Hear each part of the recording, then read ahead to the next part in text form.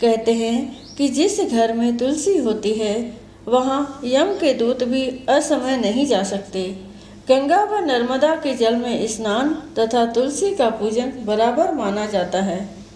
चाहे मनुष्य कितना भी पापी क्यों न हो, मृत्यु के समय जिसके प्राण मंजरी रहित तुलसी और गंगा जल मुख में रखकर निकल जाते हैं, वह पापों से मुक्त होकर वैकुंठ धाम को प्राप्त होता है। आइए अब सुनते हैं तुलसी माता की ये कथा। तो प्रेम से बोलिए तुलसी माता की जय हो। एक बुढ़िया थी जो रोज तुलसी को सींचने जाती थी, और जब वह जाती तो तुलसी माता से कहती कि हे तुलसी माता, सत्य की दाता, मैं तेरा बिरवा सींचती हूँ, मुझे बहू दे, पीले रंग की धोती दे, मीठा ग्रास दे, वैकुंठ में वास दे, अच्छी मौत दे, चंदन का काठ दे, अच्छा राज दे, खाने को दाल भात दे, और 11 एकादशी के दिन कृष्ण का कांधा दे। बुढ़िया माँ की यह बातें सुन तुलसी माता सूखने लगी। तुलसी माता को यूं सूखते देख भगवान ने पूछा, हे तुलसी, तुम दिन प्रतिदिन क्यों सूखती जा रही हो? तुलसी माता ने कहा कि बस मेरे मन की मत पूछो। भगवान ने कहा कि मैं नहीं पूछूंगा तो कौन पूछेगा। इस पर तुलसी माता कहती है कि एक बुढ़िया आती है और अपनी बात कहकर चली जाती है।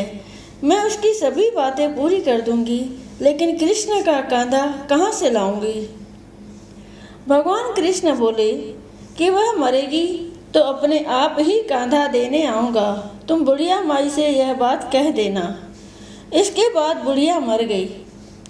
बुढ़िया के मरने पर सारा गांव इकट्ठा हो गया और उसका अंतिम संस्कार आने पर उसे उठाने लगे, लेकिन वह बहुत भारी हो गई, जिससे उसकी अर्थी टस से मस नहीं हुई। सभी बोले कि यह तो बहुत संस्कारी थी, बहुत पूजा पाठ करती थी, कोई पाप नहीं किया, फिर यह इतनी भारी कैसे हो गई? बूढ़े ब्राह्मण के वेश में भगवान आए और कहने लगे कि यह भीड़ कैसी है? तब गांव वाले बोले कि एक बुढ़िया मर गई है और वह इतनी पापिन थी कि उसकी अर्थी नहीं उठ रही है, वह बहुत भारी हो गई है। भगवान बोले कि मुझे इसके कान में कुछ कहने दो, फिर यह उठ जाएगी। भगवान बुढ़िया के पास गए और उसके कान में कहा कि माई, तू अपने मन की कर ले, पीताम्बर की धोती ले, मीठा ग्रास ले, वैकुंठ में वास ले, चटक की चाल ले, चंदन का काठ ले, झालर की झनकार ले, दाल भात को जी और कृष्ण का कंधा ले। भगवान की सभी बातें सुनकर बुढ़िया हल्की हो गई। भगवान अपने कंधे पर उसे ले गए। बुढ़िया को मुक्ति मिल गई और वह वैकुंठ को चली गई। हे तुलसी माता, जैसे आपने उस बुढ़िया माई को मुक्ति दी, वैसे सभी को देना। जैसे भगवान ने उसे कांधा दिया, वैसे हमें भी देना। बोलिए तुलसी माता की जय, बोलिए तुलसी सालिग्राम की जय, बोलिए लक्ष्मी नारायण भगवान की जय। आइए अब सुनते हैं भागवत पुराण के अनुसार तुलसी माता की संपूर्ण कथा। तो प्रेम से कहिए तुलसी माता की जय, तुलसी सालिग्राम की जय, लक्ष्मी नारायण भगवान की जय। तुलसी से जुड़ी एक कथा बहुत प्रचलित है। श्रीमद् देवी भागवत पुराण में इनके अवतरण की दिव्य लीला कथा भी बताई गई है। एक बार शिव ने अपने तेज को समुद्र में फेंक दिया था। उससे एक महातेजस्वी बालक ने जन्म लिया। यह बालक आगे चलकर जालंधर के नाम से पराक्रमी दैत्य राजा बना। इसकी राजधानी का नाम जालंधर नगरी था। दैत्यराज काल नेमी की कन्या वृंदा का विवाह जालंधर से हुआ। जालंधर महाराक्षस था। अपनी सत्ता के मद में चूर उसने माता लक्ष्मी को पाने की कामना से युद्ध किया, परंतु समुद्र से ही उत्पन्न होने के कारण माता लक्ष्मी ने उसे अपना भाई के रूप में स्वीकार किया। वहां से पराजित होकर वह देवी पार्वती को पाने की लालसा से कैलाश पर्वत पर गया। भगवान देवाधिदेव शिव का ही रूप धरकर माता पार्वती के समीप गया, परंतु माँ ने अपने योग बल से उसे तुरंत पहचान लिया तथा वहां से अंतर्ध्यान हो गई। देवी पार्वती ने क्रुद्ध होकर सारा वृतांत भगवान विष्णु को सुनाया। जालंधर की पत्नी वृंदा अत्यंत पतिव्रता स्त्री थी।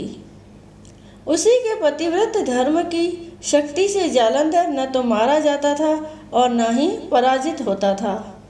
इसीलिए जालंधर का नाश करने के लिए वृंदा के पतिव्रत धर्म को भंग करना बहुत जरूरी था।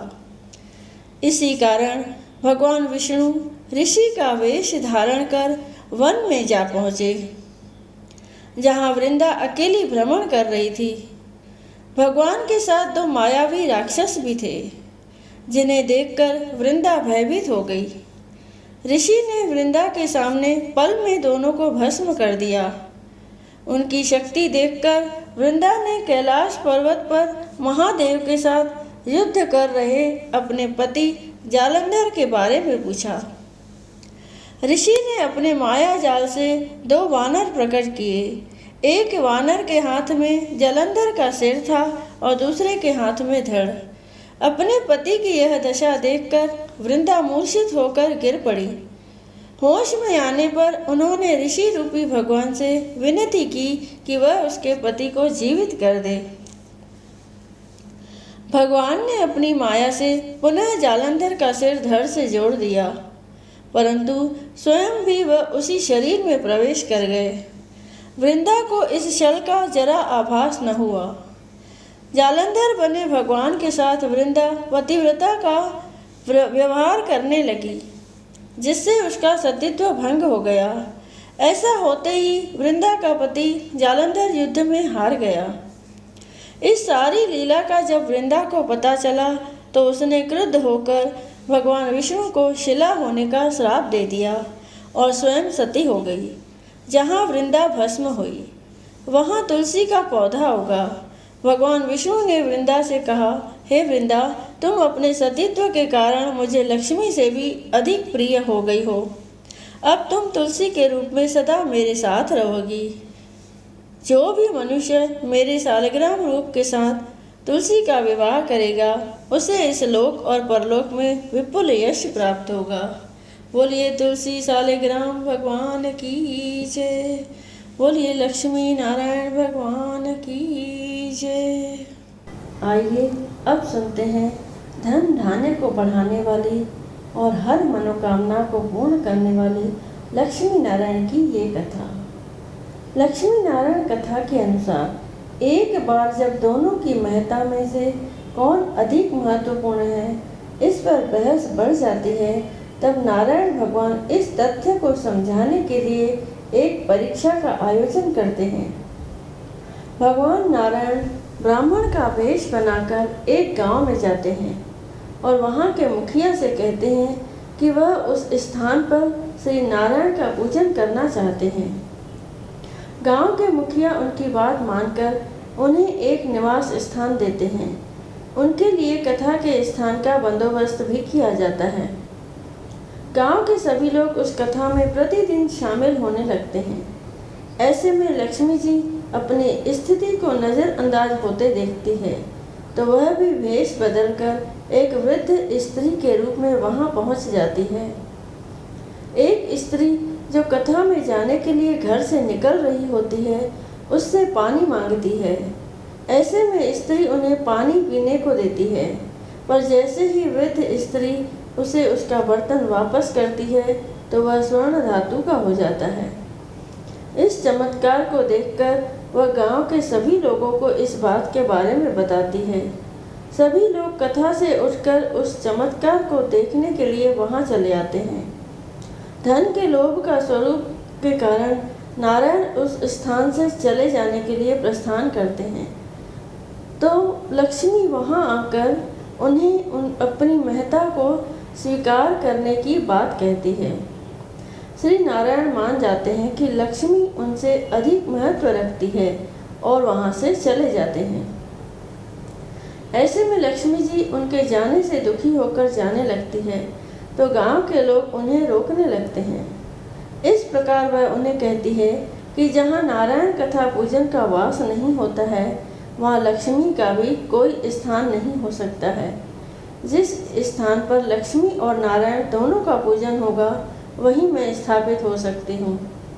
इस प्रकार लक्ष्मी जी नारायण जी के समक्ष इस बात को कहती है कि आपके बिना मैं कुछ नहीं और मेरे बिना आप, हम दोनों एक दूसरे का स्वरूप ही हैं। ऐसे में जो भी भक्त लक्ष्मी नारायण रूप का एक साथ पूजन करते हैं उन्हें सदैव प्रभु का आशीर्वाद प्राप्त होता है। बोलो लक्ष्मी नारायण भगवान की जय।